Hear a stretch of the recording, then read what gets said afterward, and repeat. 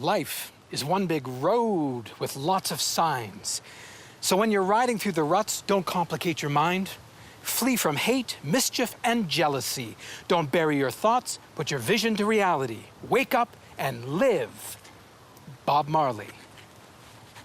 And welcome to Montreal Street Signs.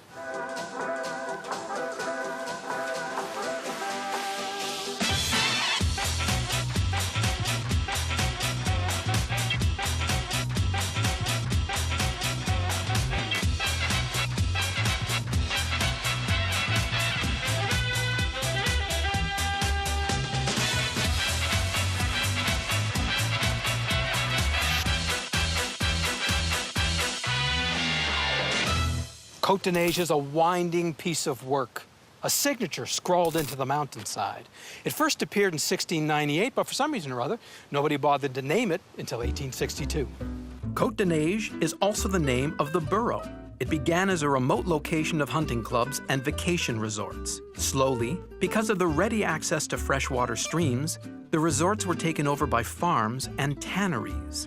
Then, at the beginning of the 20th century, the area became appreciated for its distance from the hustle and bustle of the city and the fear of the epidemics, which were rampant at the time. This is why so many hospitals sprung up in Cote de Neiges as well. Ironically, Cote de Neiges is now the most densely populated neighborhood in Montreal, with over 100,000 inhabitants.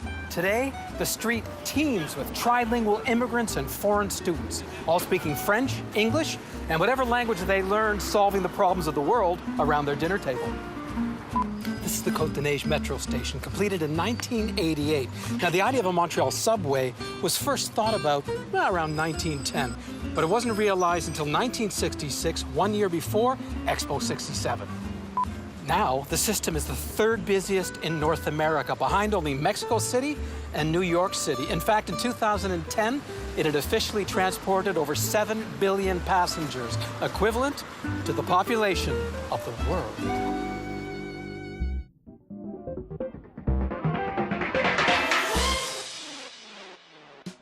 The name Cote de Neiges comes from the legend, Lady of the Snows. The year was 362 when an Italian aristocrat had a dream that the Virgin Mary had asked him to build a small chapel where the snow fell. That became the Santa Maria Basilica in Rome. Now flash forward thousands of years, thousands of miles away to a city that is known to be the snowiest in the world with over 1 million people. Brother Andre had a very similar dream.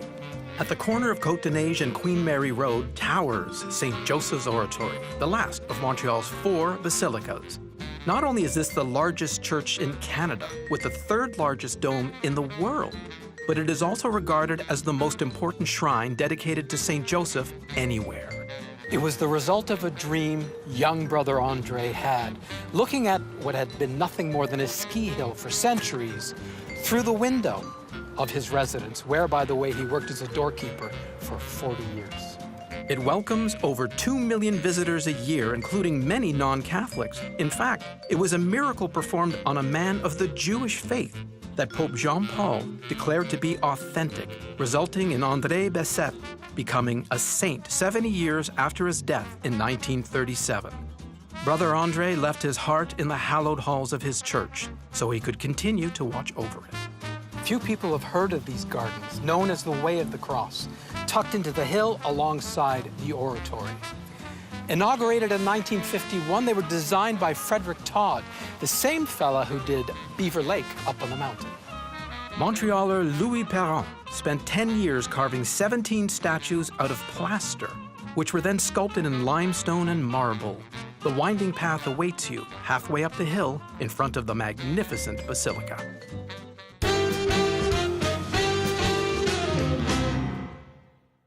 Time to stump a stranger. Excuse me, sir. You have no idea how glad I am to see you. As you know, Montreal is an island and lives at 57 meters above sea level. Can you name the highest elevated town in the world?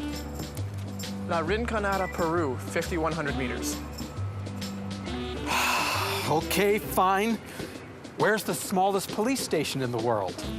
Carabel, Florida. It's in a phone booth. That is so wrong. Oh, I'm right, and they're quite proud of it. Oh, yeah? Why don't you take a look for yourself?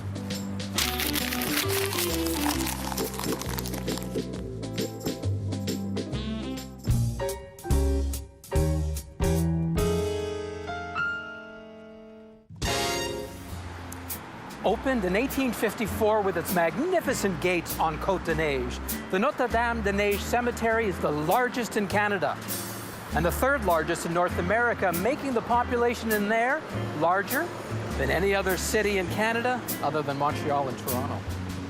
For a century and a half, the cemetery has been writing the history of Montreal in its marbles and stones. Just ask all the guardian angels. Among those buried at Notre Dame Cemetery are saints and prime ministers, plus countless architects of our culture, famous and forgotten. But I thought you might like to know that the first person buried was Mrs. Jane Gilroy in 1855, wife, mother, and citizen of Montreal. I, sir, speak here not as the representative of any race or of any province, but as thoroughly and emphatically a Canadian.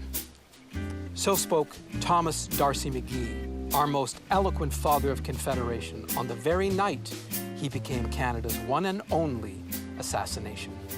Shot on the steps of his Ottawa boarding house, it was Prime Minister John A. Macdonald himself who carried the body inside. The year was 1868. The member from Montreal stepped out into the frosty April moonlight and into Canadian history. In freezing temperatures, virtually the entire population of Montreal turned out to witness the funeral procession. McGee's exposed coffin was carried on a decorated platform 16 feet high, drawn by 6 dark gray horses. A canopy supported by 8 pillars with dark feather plumes shaded his remains. As the funeral procession made its way through the streets of Montreal, guns fired off a final salute to Canada's fallen leader.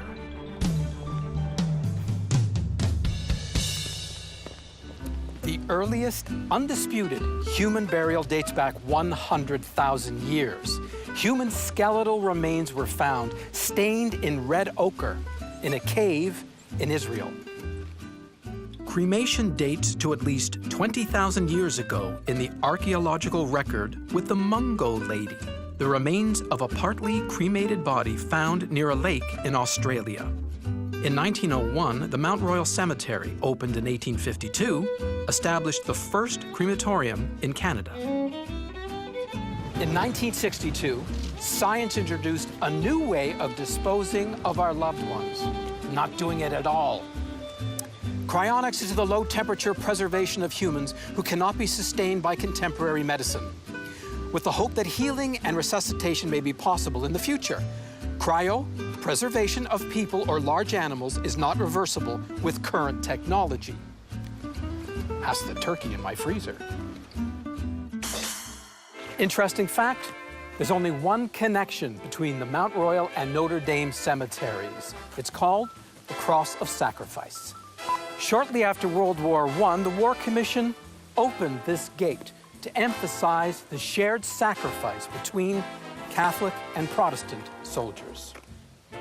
The large forest that embraces the Catholic Notre Dame Cemetery and much smaller Protestant Mount Royal Cemetery harbors a variety of animal species, from chipmunks to cottontail rabbits, red foxes to kestrels, and even the occasional pheasant.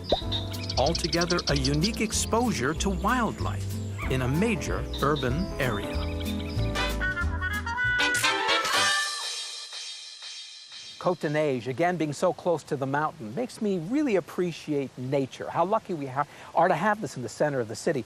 Helping us out today is Victoria. Would you mind introducing yourself and your organization? Yes, with pleasure. So my name is Victoria Desmarais, and I work for Les Amis de la Montagne. I'm a wildlife biologist of training, but here I have many hats. I'm part of the conservation group, and I also give guided tours to adults and young kids. Well, they probably ask you a bunch of questions like the ones I'm going to be asking you. I'm interested, for instance, if you go back in history, way back in history, did we ever have dinosaurs walking across this island? Well, that's a good question. There's no evidence or archaeological evidence here on the mountain of the dinosaurs' presence.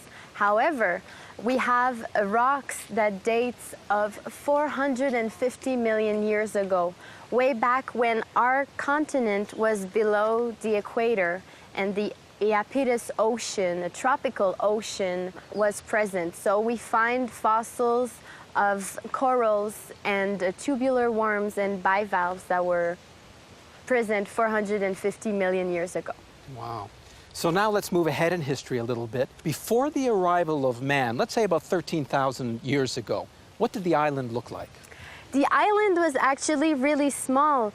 Only the summit of Montreal was sticking out of the water, so the mountain would have been a little tip of 33 meters high, because the Champlain Sea had a level of 200 meters.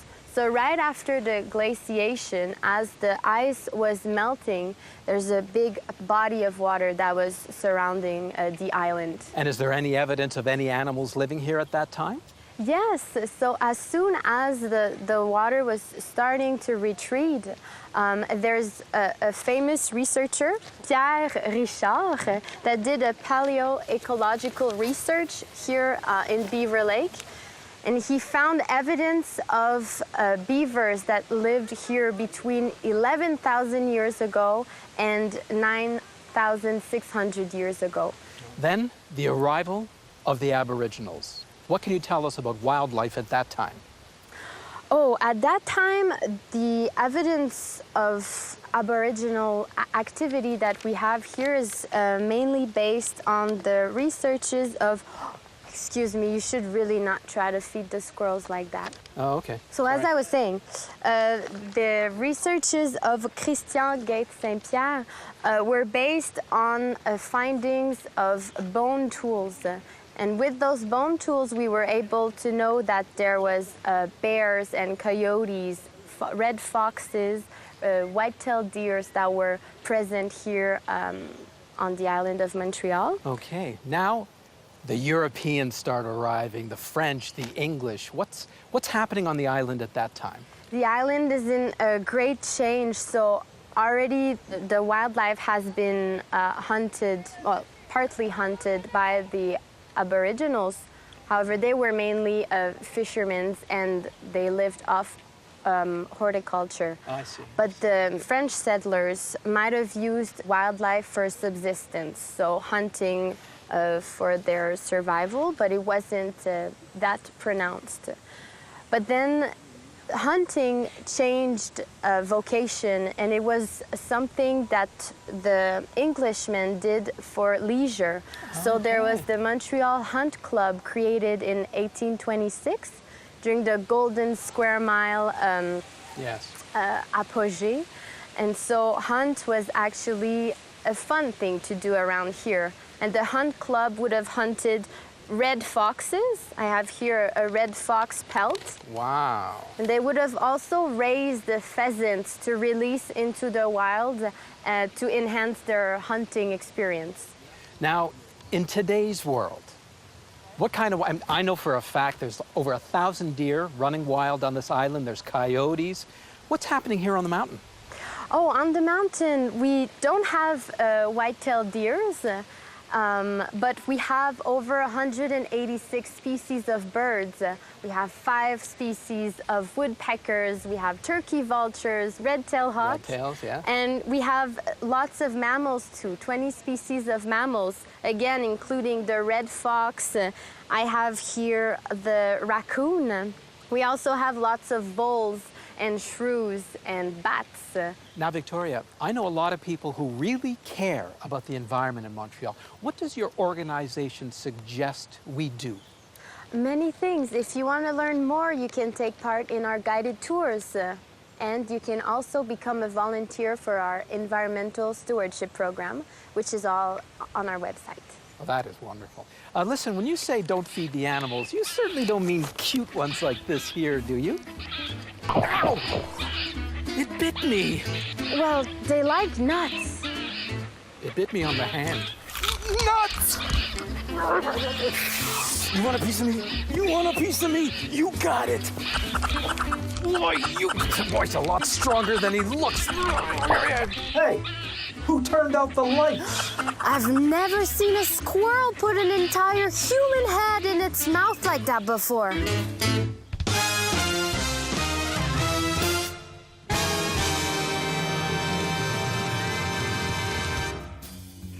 In 1863, an English group bought land right here on Cote de Neiges to build a church that would serve Anglicans and Presbyterians equally. Now, if you're hearing it here first, it's true. The Lord works in mysterious ways. The Université de Montréal was granted its autonomy from the University of Laval in 1919. Now ranked 5th academically in French universities in the world, it has the 2nd largest student population in Canada. Because architect Ernest Cormier decided to design one structure instead of several small ones, the Art Deco U of M was the largest university building in the world at the time of construction. Interestingly, the famous yellow brick tower of the university contains archives, but is not open to the public above the 6th floor. The school's motto is faith and science, and few people know that during World War II, a portion of the campus was used for secret research on a nuclear reactor for the American-led Manhattan Project that would soon produce the atom bomb. Recognized in 2002 as an historical site, this block behind me is poetically referred to as an island, sitting as it does, cradled between the boulevard and Cote de Neiges. There are almost 500 buildings over 10 stories high in Montreal, and this island features 2 of them. The Glen Eagles, a Scottish baronial building completed in 1929, and the Chateau-style Trafalgar Building, built in 1931. Also, the island contains 2 older private homes, the Thompson and Sparrow houses, constructed in 1907 and 1910. By the way, there is a persistent legend that actress and famed peekaboo poster girl Veronica Lake died in these apartments, only a few blocks away from Villa Maria, the high school she attended as a teen. Fun Hollywood facts? You've heard of Warner Brothers Studios? Well, Jack Warner was born in Canada, and Louis B. Mayer of Metro-Goldwyn-Mayer was raised here. Max Sennett was born in Montreal, moved to Hollywood, and built the very first totally enclosed film studio in the world. He also discovered W.C. Fields and Charlie Chaplin. What's that? Norma Shearer? Oh yeah, she was raised in Montreal too. Westmount, as a matter of fact, moved to Hollywood, became the 2nd person in history to win the Academy Award for Best Actress. Well, I'm ready for my close-up, Mr. DeMille.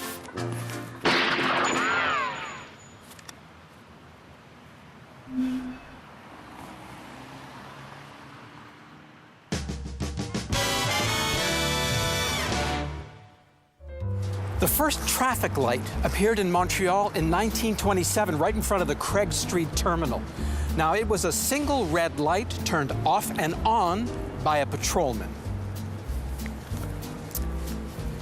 But the town of Westmount was already testing red, green, and amber lights at street corners along Sherbrooke. That's around the same time road signs involving the use of symbols were introduced, right here in Montreal.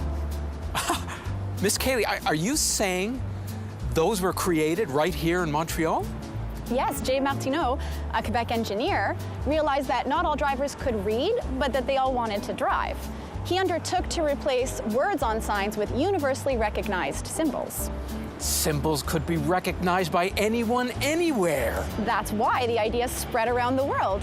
So the next time you're in a foreign country, reading signs anyone could understand, remember they were created here in Montreal. I will remember that, Miss Kaylee, if I ever get my passport situation cleared up. Red means stop, green means go. I wonder whose bright idea that was. Railroads. It's a wonder that you could be born at a Cote de Neiges hospital, get a college education at a Cote de Neiges university, You can get a great job on the street. You can even live on the street and then spend eternity at the Cote de Neiges cemetery. But all I want to know right now is, where is the nearest bathroom? Seriously, where is the over there, bathroom over there? Over there? St. Viator. Why? Because this is where everything happens. We make bagels by hand. The people come from all over the world. There's a lot of action going on around here. Well, their favorite would have to be St. Lawrence, Little Italy, for the diversity in the small shops. Atwater, it's a very lively street and it's very beautiful in the summer as well. Monkland Village is a spectacular area, and meaning Monkland itself is a great street.